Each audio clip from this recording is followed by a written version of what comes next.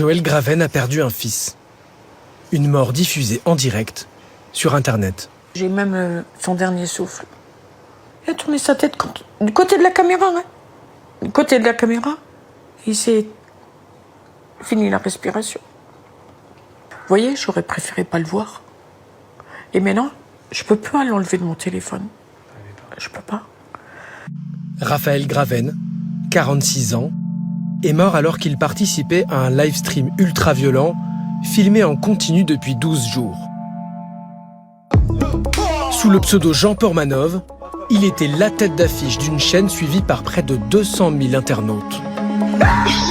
Le concept, une bande de prétendus copains qui se lancent des défis potaches et trash. Nous avons décidé de diffuser certaines de ces images choquantes pour rendre compte de la nature des humiliations et des violences physiques. Mais comment Raphaël Graven, jusqu'à son dernier souffle, a-t-il pu accepter de jouer les souffres-douleurs en direct? Durant l'ultime stream, un marathon de 12 jours de direct, dans une surenchère de violence et d'humiliation.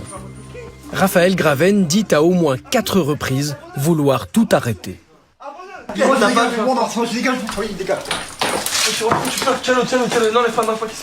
À chaque fois, Owen, sa fille et ses acolytes le retiennent. Tu t'es mis en tête que tu pouvais et que tu allais pouvoir abandonner. Eh ben je te le dis, non, tu ne peux pas abandonner. J'irai en prison même s'il faut.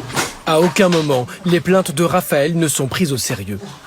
À l'extérieur du studio, Joël Graven reçoit des SMS inquiétants de la part de son fils.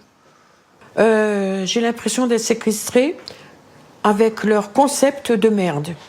Je veux me barrer, autre il veut pas. Tu vas Les 5 derniers... Aujourd'hui, c'est la rentrée pour Eva, qui est toujours scolarisée sur Antony. Tu rentres quelle classe? Moyenne section. Et donc, nous sommes actuellement toujours dans le cadre de la mise à l'abri dans un gymnase dans Paris. Nous sommes encore sans domicile fixe. Tu m'expliques ce que tu as mis dans ton sac à dos? Cette semaine, c'est la rentrée des classes. Mais d'après l'UNICEF, 2159 enfants ont passé la nuit à la rue à l'approche du retour à l'école. C'est le cas d'Eva, 4 ans, la fille de Diodio. Il y a quelques mois, je vous ai raconté l'histoire de cette maman à la rue et de sa fille. Je les avais suivis plusieurs jours, entre la recherche d'un toit pour la nuit, la course pour arriver à l'école et une manifestation pour un logement digne.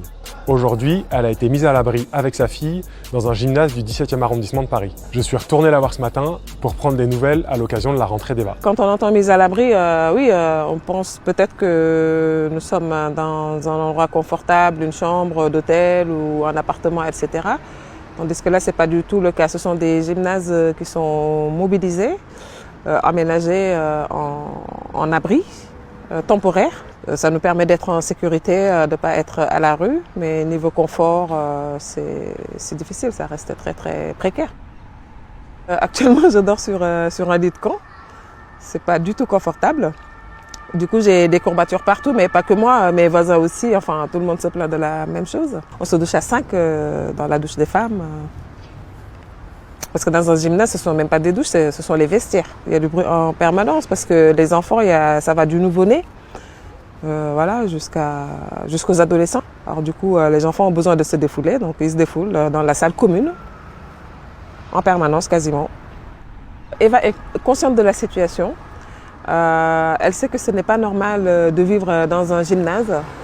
Quelquefois, elle me le dit même, elle me dit « Maman, mais on ne dort pas dans un gymnase ».